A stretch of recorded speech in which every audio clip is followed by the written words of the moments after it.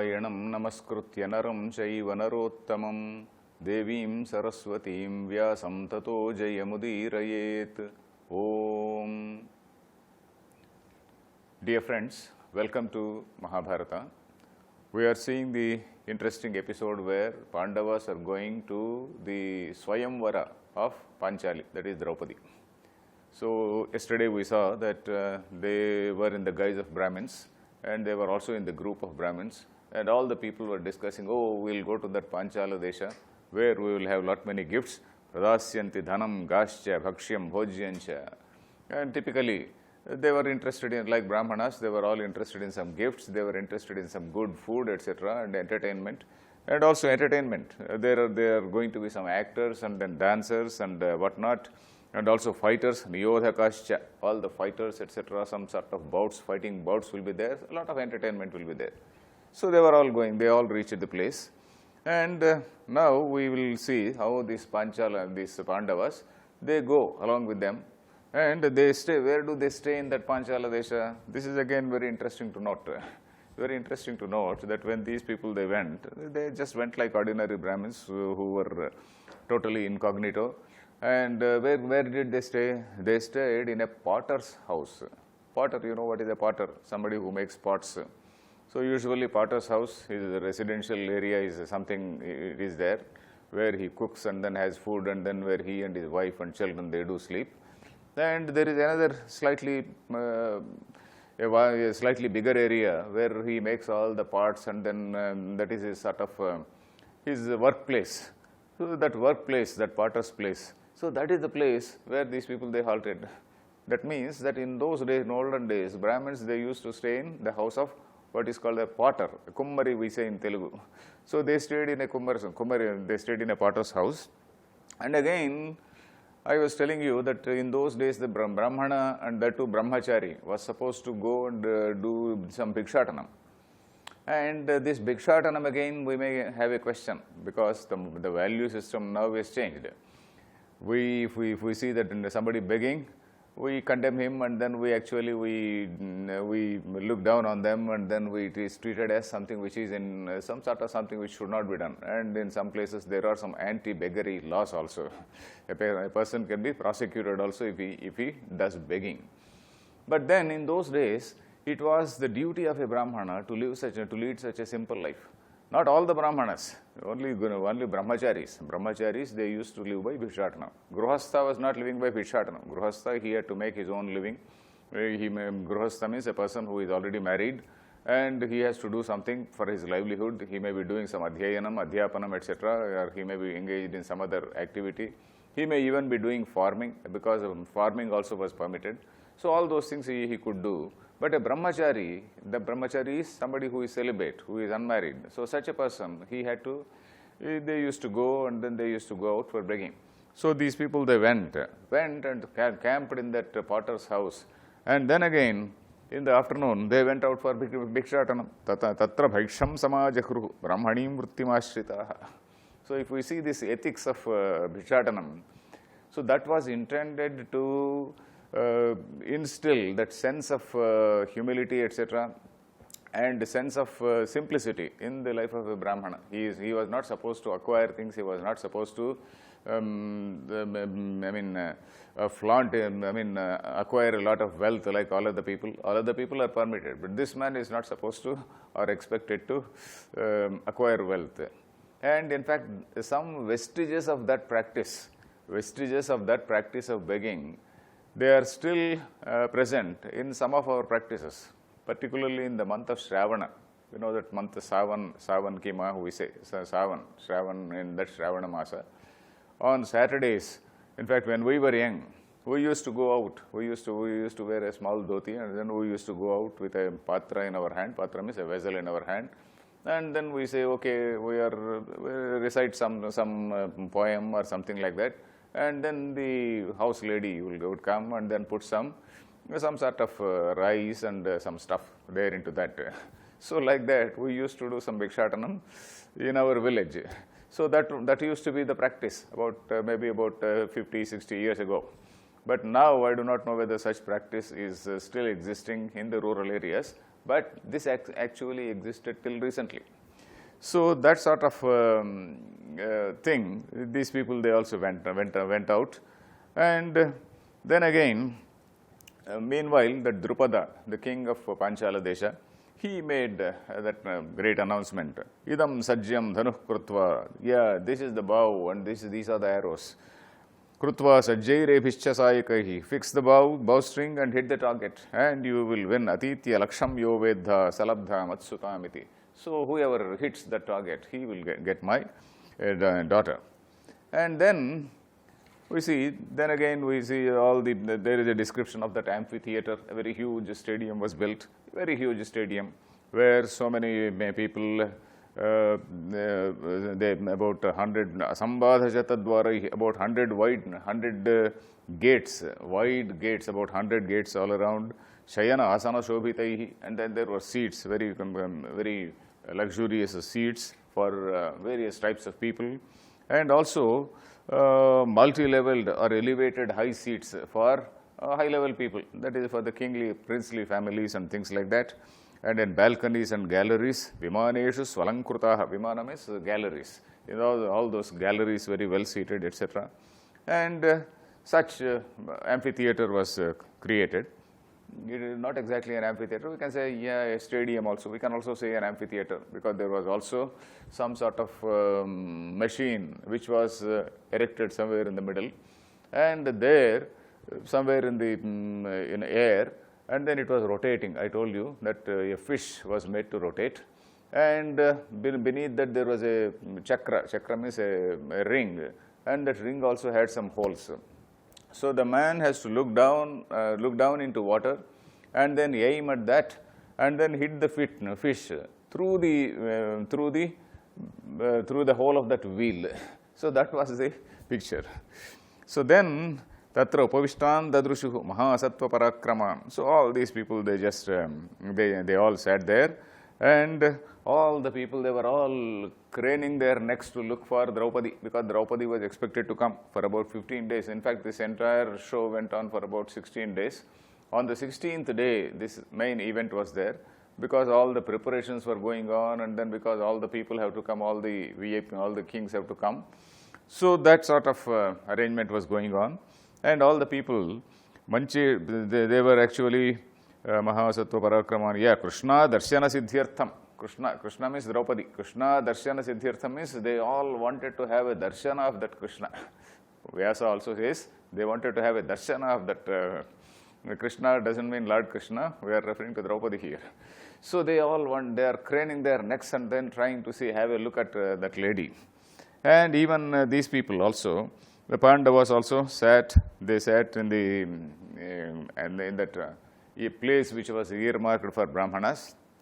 And meanwhile, that lady also, she comes, and she comes along with her brother, or rather, yeah, his brother brings her rather. Brother is Drushtadhyumna. We know that Drushtadhyumna was also a person who rose from that fire altar when Drupada performed a yajna, intending to get a son who would kill Drona, because Drupada was defeated by Drona. Defeated in the sense, defeated after he was taken as a prisoner, and then he was kept before Drona. He felt very, very insulted.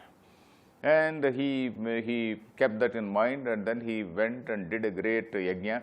He performed a great yajna. We saw it yesterday or day before. And from that yajna kunda, both Draupadi and also this Drushtadhyumna were born. First to come out was Drushtadhyumna, a very great warrior. And so that Drushtadhyumna brings his sister to that place. Aplutangi Suvasana Sarvabharana Bhushita. So all these after all these festivities, they were going on. So Draupadi entered with a garland in her hand, and there is a description of that Draupadi, how beautiful she was and all that.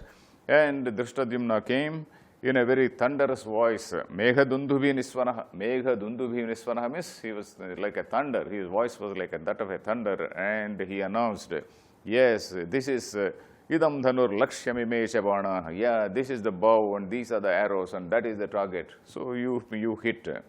And then Yetan Mahat Karma Karoti Yovai Kulena Rupena Balena Yuktaha. And of course, he is also putting some 2-3 conditions. somebody who belongs to a good lineage, Kulena, Kulam. This is going to be the crucial thing now, because Karna also will come and then he will try. So Kulena, he should be of good lineage, and Rupena, he should also be a handsome person. And Balena Yuktaha, he also should be a strong man. So 3 qualifications are there. He should belong to a good lineage, good family. He should also be handsome, and he should also be a strong person. So, Namna cha Gotrena cha Karmana cha Sankirtayan Bhumipatin Sametan. Then he saw all the kings who were there, and he he introduced all those people. Namna, Kulena, this is the name, this is the Gotra, this is the Karma, oh, this is the name, oh, this is Duryodhana, he belongs to this great family. And he has done such great things, etc., etc. His entire CV, something like that. He was telling the entire CV of all those kings. So there is a big list of these kings, all the people including Duryodhana, Dushasana, Karna, Duryodhana's younger brothers were there. There are so many younger brothers. All those people had come. And we see that even Shakuni, that old fellow, that Shakuni also had come. And some other people like Shalya. Shalya is the father-in-law of, not father-in-law, maternal uncle of this Sahadeva and Nakula. So that old man, that elderly man also had come. He was a very, very strong man. That Shalya, we see that we have got a Shalya Parvam also in Mahabharata. There are 18 Parvas we know in Mahabharata. Shalya Parvam is also one part of Mahabharata. That Shalya was also the chief of Kaurava army at some point of time. So that Shalya, he was also a very strong man. So like that Jarasandha and some other people, they all came. So this Drashtadyumna introduced all those people to this Draupadi. So all these contenders, all these suitors, we can say, all these suitors were there of various ages, including some young people and some middle-aged people also were there. So it was like that. And all the people, they were all envying each other. They were all envying one another. They looked at all these, the other contenders, and then they started envying. Te alankurta kundalino yuvana parasparam spardhamana. They were all handsome young princes, many of them. And some, of course, were middle-aged also. And they were, each man was regarding himself to be the strongest and also the most valorous person. And parasparam spardhaya prekshamana, looking at one another with a jealousy, with an amount of jealousy. And everybody was smitten by the love god, manma, sankalpajena abhiparipulutangaha. And their entire self, their entire body was under the control of that love god. So that is how they were so possessed by the love god. And they were all looking at that Draupadi, Kandarpa Banabhinipiditanga. Again and again Vyasa is writing, they were all smitten by the arrows of that love god. And Dvesham Prachakruh Suhurdopi Tatra. Even friends, they started hating, disliking each other. Oh, this fellow might get Draupadi. So like that, they started, then that is how it started. And meanwhile, here we see the appearance of Krishna for the first time in Mahabharata. So far, we have seen, we are now in the 36th episode. So far, Krishna's name has never come. Now we see Krishna for the first time. Krishna and his elder brother Balarama. We know that Krishna and Balarama, they also had come. But they were not suitors. They were not suitors. They had come. Probably Krishna had an idea that Pandavas would be there. So Krishna, because he loved those Pandavas, so he came to that. So we have to presume that Krishna and Pandavas had some earlier normal relationship, because Pandava's mother, we know that Pandava's mother is Kunti, and Krishna's father Vasudeva was the brother of that Kunti. So Krishna is actually maternal uncle's son. So what we call Baba in Telugu, maternal uncle's son. So they also grew up closely in olden days. This maternal uncle was the closest man to anybody, to all the kids. Who is the closest person means the maternal uncle. Usually the mother's elder brother or the younger brother, they are the closest people. So like that, we also grew up like that. So here also, Krishna and Balarama, they just came. Probably they were also, Krishna was under the impression, probably Balarama didn't know.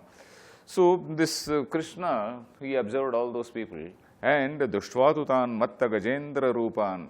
So he saw all those 5 people sitting in one place. in that Brahmin's enclosure, not in the Kshatriya enclosure. But he detected them and quietly told Balarama, quietly told Shashamsa Ramaya, he told this Balarama, oh, you see that person is Yudhishthira, and that strong guy is that Bhima, and the other persons who is there slightly dark, he is there who is Arjuna, etc., etc. Meanwhile, those people they didn't see, because Pandavas also, like everybody else, they were also looking at Draupadi. We see here that Krishna is somewhat like a psychologist. A psychologist is defined as somebody who, when a beautiful woman enters a room, he doesn't look at the woman, he looks at the faces of others. So like that, Krishna is also like that. Krishna is observing all other people. Whereas even Pandavas, they were gazing at this Draupadi. Here also, Krishnagataihi netramanasvabhavaihi vyayachamana dadrushuhu natan vai sandashta. Yeah, he says, even Pandavas with wide open eyes, they were looking at this Draupadi. They didn't look at Krishna. And meanwhile, all the people, they also go, one after the other, they just go. And here, of course, there is a description of various people also. Videharajo Yavanadhipascha. Here there is a mention of one Yavanadhipati, some outside. Yavanas usually we think that they are the Greeks.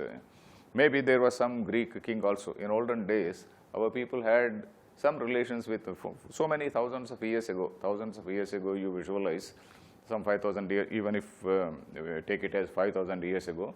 About 5,000 years ago, we definitely had interaction with all the Greeks. In fact, the Greek philosophy and the Indian philosophy also, in some places, we see that there are some connections. So here, Yavanadhipascha, there was some Yavanadhipa also had come. So like that, all those people, they went, one after the other, they went, and some of them, they could not even lift the bow, and some of them they lifted, but they could not bend the bow, and some people tried to bend the bow, but then when it recoiled, when the bow tried to bend, and then if there is some little bit of jerk, it just bounces back, and because of that bounce, their kiritam is that crowns, they were knocked off, their jewels were knocked off, of course their heads were not knocked off, their jewels were knocked off, and that is how some people, they got hurt.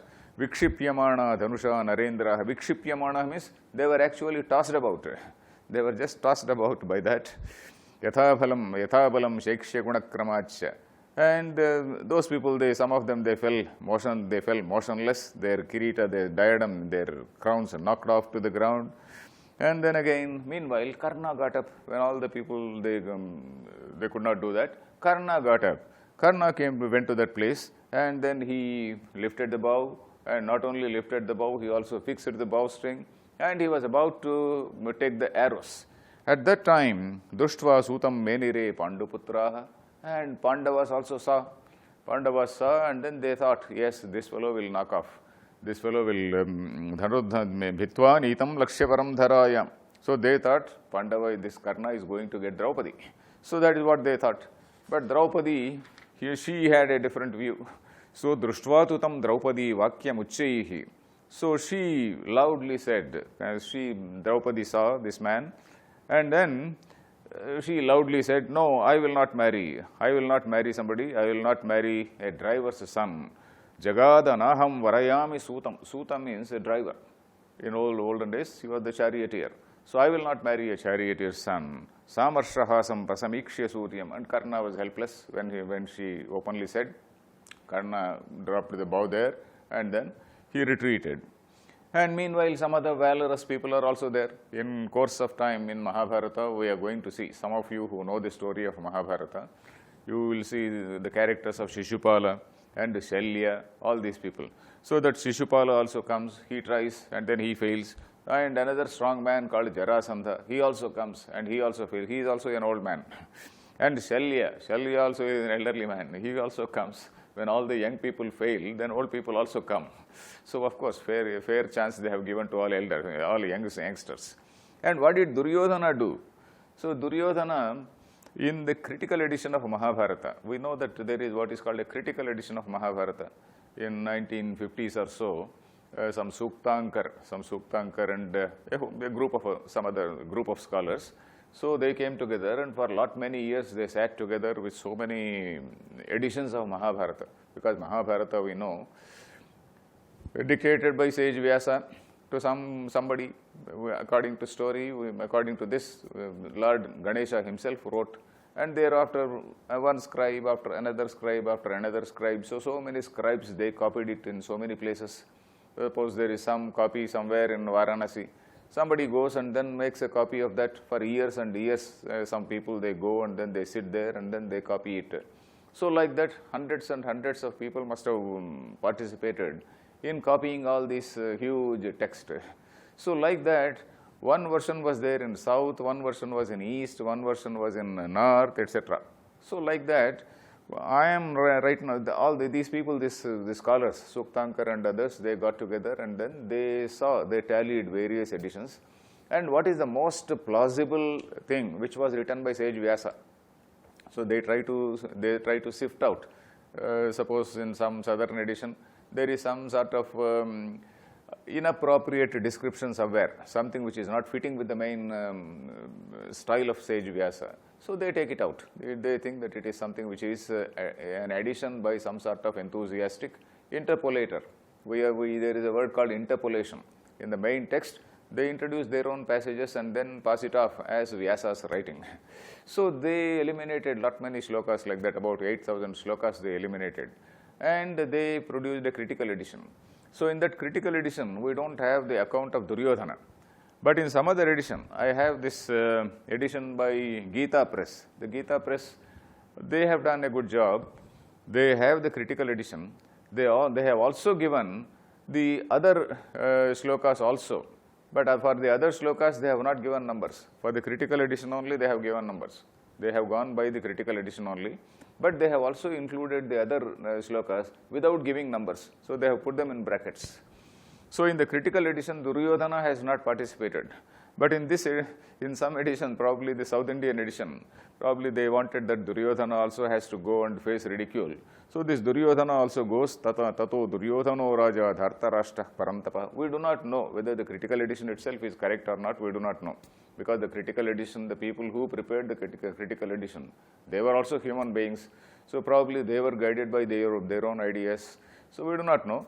Anyway, this Duryodhana, according to some other version, he also went there and then he could not lift it. He just lifted it, but then Taditastena Vridanneva Naradhipaha. So he was hit by the what is that bow, and then he just fell down, and then he didn't fall down. Yeah, he fell down also. He fell down and then he retreated. So anyway, so then meanwhile we see a very wonderful thing. Now we see in that Brahmin's enclosure, Arjuna is there.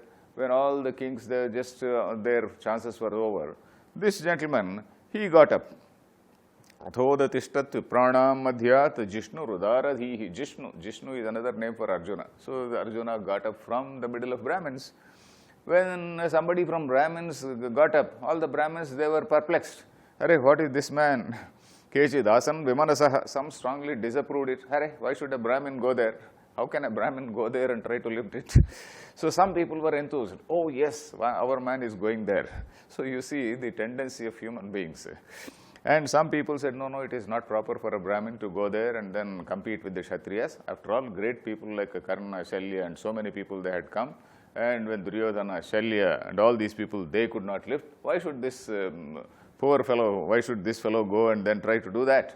And we will be ridiculed. Apahasyaha bhavishyanti. We will be ridiculed. Why we should not get ridiculed? So that is what some people said. But some other people said, no, why should you underestimate Brahmins? You need not underestimate Brahmins. Our fellow, after all, our people are also great warriors. You see, Drona is a great warrior, Parashurama is a great warrior, and a great man like Agastya, he drank the entire ocean. We have got such great people. And all this Dhanurveda, in fact, Brahmanas are also the teachers for the Kshatriyas. So some people, they also talk like that. So meanwhile, Arjuna coolly went to that place. He just went around. He did a pradakshinam. Tad satad dhanuh parikramya pradakshinam atha karot. He also did some pradakshinam. And he also thought of Krishna in his mind. He did not see Krishna. Krishna was actually seeing him, but he did not see Krishna, but he remembered Krishna. So obviously, with the way some Vyasa is writing, we have seen that Krishna and Arjuna are the ancient saints called Nara Narayana. Krishna is Narayana and Arjuna was Nara. So these two people, they were very eminent sages, and these two people, they took avatar as Krishna and Arjuna. So that is what we have been seeing. Krishna is not described as an avatar of Lord Vishnu directly. Krishna is described as an avatar of that great sage called Narayana.